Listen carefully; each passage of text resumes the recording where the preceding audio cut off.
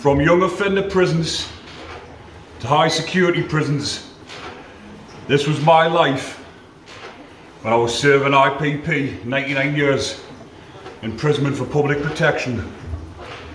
But just in the gym at the minute, as you can see, just doing a little bit of a workout. But I'm going to talk a bit about my time in prison and the young offenders all the way through my sentence, and just talking a bit about like my situations where I've been involved in fights and violence inside of prison. But in these videos I'm in no way condoning violence, because that's the opposite of what I'm trying to do at the minute. But the young offenders are. So what happened was, when I was 20-year-old, I got sent to Castleton Young Offenders, and I got sent there. I was in prison for 2 violent charges, 2 Section 18s, which I carried out with their weapons. And like I say, I'm not condoning violence, and I'm not condoning prison. It's the opposite of what I'm trying to achieve. I'm just giving people a bit of an insight into my life and what it was like at the time. So when I first went into prison, the first bit of violence I had was actually over a game of pool, believe it or not. Because you can get into fights and get into bits of bother and violence in prison over the most trivial of things. But in prison, little things manifest into big things, and you need to nip it in the bud or deal with situations. But I remember it was a Friday night up in Castleton.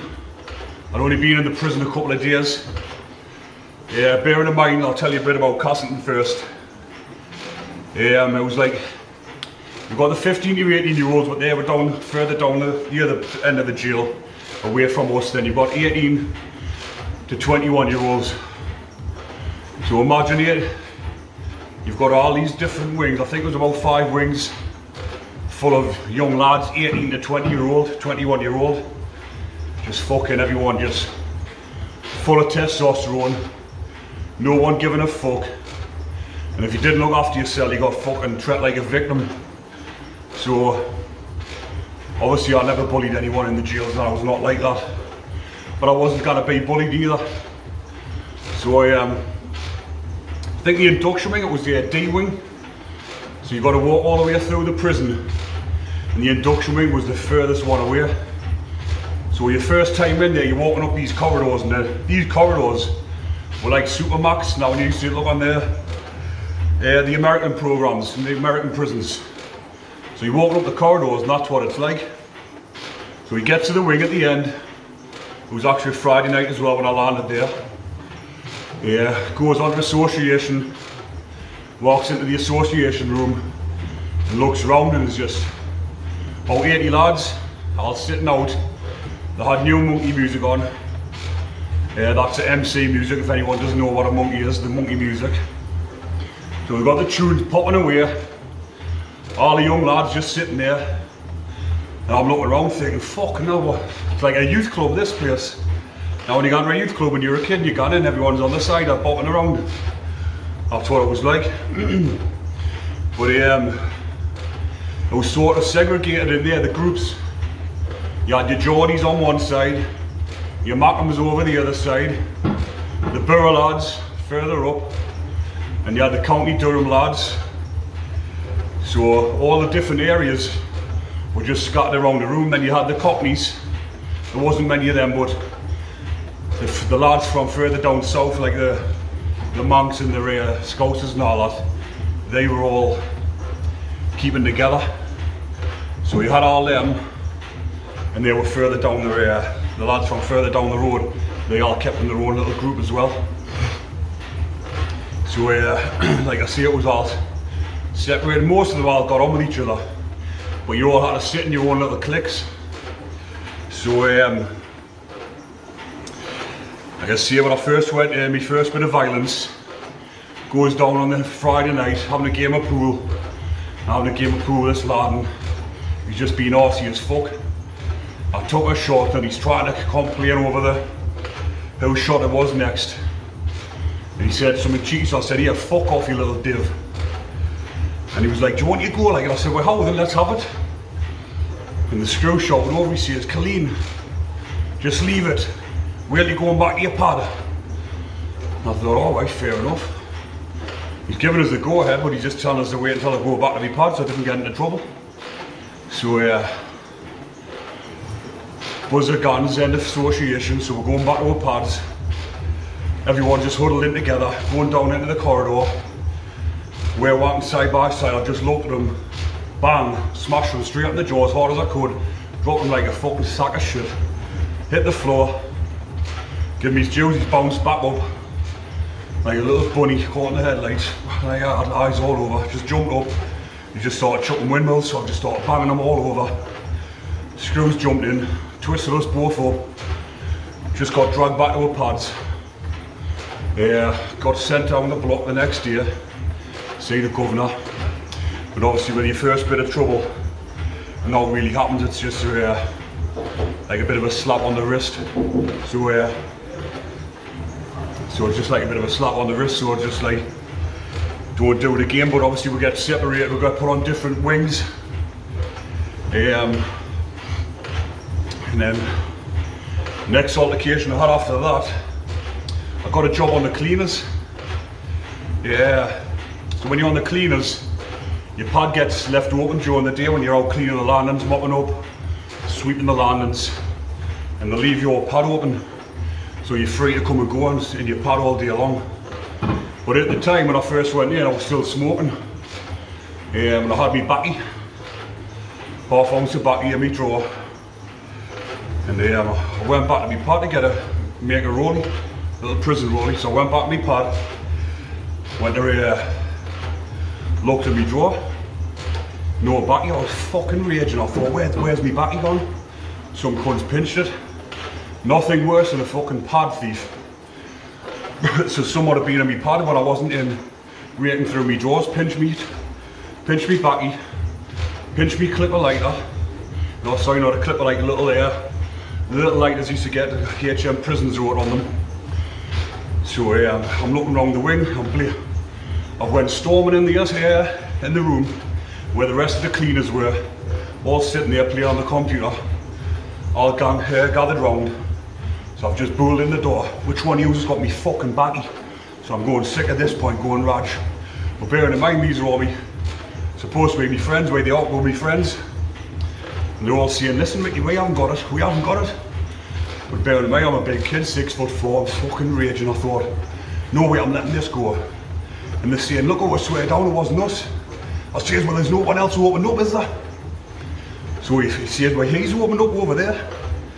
So I look over, there's this kid, started talking to the chaplain. A few of us that don't know, the chaplain is a man of God that works in the prison. So I've just flew over, I thought I'm not even bothered if he's talking to the chaplain. This little fucking smack rat looking thing from Middlesbrough. I flew over, I says, have you got my back? He's been in me pad. He says, no, I swear down, I haven't. I walked away and I went back, I says, come here. He says, I haven't lifted his top up like that, I seen me back, I've just went bang, smashed him straight in front of the priest, bang, clean out on the floor, got me back, he got me lighter, and done it in front of the screws and everything. They're all standing there stunned, the screws. I says, what have you just done? You can't be doing that in front of the chaplain. He says, I couldn't give a fuck, he's fucking pinching me back out my pad, I'm not a fucking mug. So obviously, screws didn't want to jump on us because I was just standing there calm anyway afterwards. Well, they said, hold back to your pad. Chuck was behind me door, lost me cleaner's job straight away. They come on me pad and sat down, they said, fucking hell, what are you playing at? I says, listen, fucking he knows what's happened. So, and anyways, the Nicholas got tucked through the block in the morning, and I got moved on to another house block. Obviously in there at the time they tried not to keep you down the block. What they do is move you on another wing. So I got put on another wing and put behind my door for 14 days. So I'm behind my door for 14 days. No association, no note. Canteen stopped a lot. I'm behind my door, obviously there's a couple of lads on the wing that I know from back at my end. Said just keep your heat down, get it done. So behind the door for 14 days. At the time, I remember it was the Nuts magazines and Zoo magazine. I just sat and read every single bit of it just to pass the day. I used to get out for a shower. In 10 minutes you got by yourself in and out the shower, back to your pad. But as I'd opened the door, one of the cleaning lads was still out. Got his little beatbox, shoved it in my pad. So he didn't let the screws see it.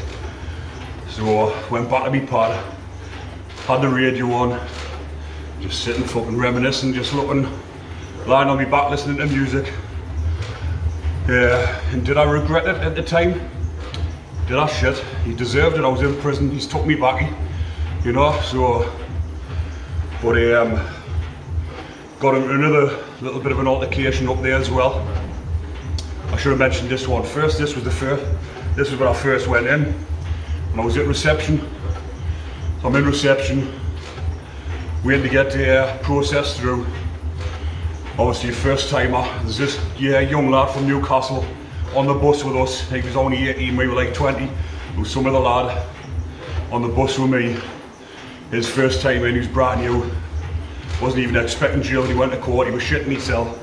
But you could see the fear in his face. So I felt a bit sorry for him. I thought, well, I'll look out for the kid if he needs it, you know. So we're in reception, and this little fucking squirt, little Geordie kid, sitting there like that, just kept looking at us both, like sizing us up, giving us cocky looks, and I'm looking at him thinking, you're getting at you little mug. Like I say, I've been brought up like that. That's the way I was, my mentality. I used to love a good old scrap. Don't pretend to be the biggest or the hardest at the time, but I wasn't afraid of anyone. I would fight anyone. So I went into prison with that mentality. I was ready for it. But this other kid, you could tell in reception, he wasn't. He was shit scared. So this little lad, I'm saying little lad, younger lad, as we were getting, he went processed first, and he just turned back and looked at us as if to say, I'm gonna have your life. I'm looking back and think, I'm gonna have you little fucking mug. So the next day, we're on the wing, and I stood up to go for a shower. Put his foot up in front of us, trying to trip us up. So I've just flipped on him, turned, he fucking get up, how then, let's have it. Get in the showers, you little mug, and fucking went sick on him. And he just went, I'm sorry. Didn't want any trouble, didn't mean it. I says, don't do it again, you fucking mug. So anyways, that was the end of that. He was up my arse after that. But that was my time in Castleton. I was in there about 2 months, had a few altercations. And then got moved on to Durham, the men's prison. There was a bit more chilled in there. You only really got trouble if you went looking for it. And obviously I was a lot more, I had no head on my shoulders. I knew how to handle myself, so I didn't really get into any showing there. But what I did do, I used to target the pedos and the nonces, because they were mixed in there. And sometimes used to find out about them. But when you found out about them, sometimes some of the lads wouldn't do now, they were fucking scared to, or they just didn't want to. But I just wouldn't let it get me. I used to torture them. I remember this one, he was actually mistaken for one. He was down on the 2s landings, I'm up on the 3. Been on the wing for fucking ages. But he had the same name as a paedophile in the prison.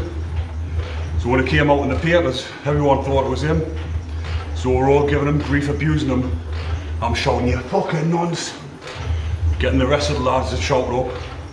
And then he's just looking up at us on the 3s and he says, who you talk now? And I was like, you. So he's just went legging it down the land and up the stairs, come piling towards us like that, fast as out. The 2 lads I was standing with fucking pooped their pants, ran the other way. I thought, well, I'm not about running away.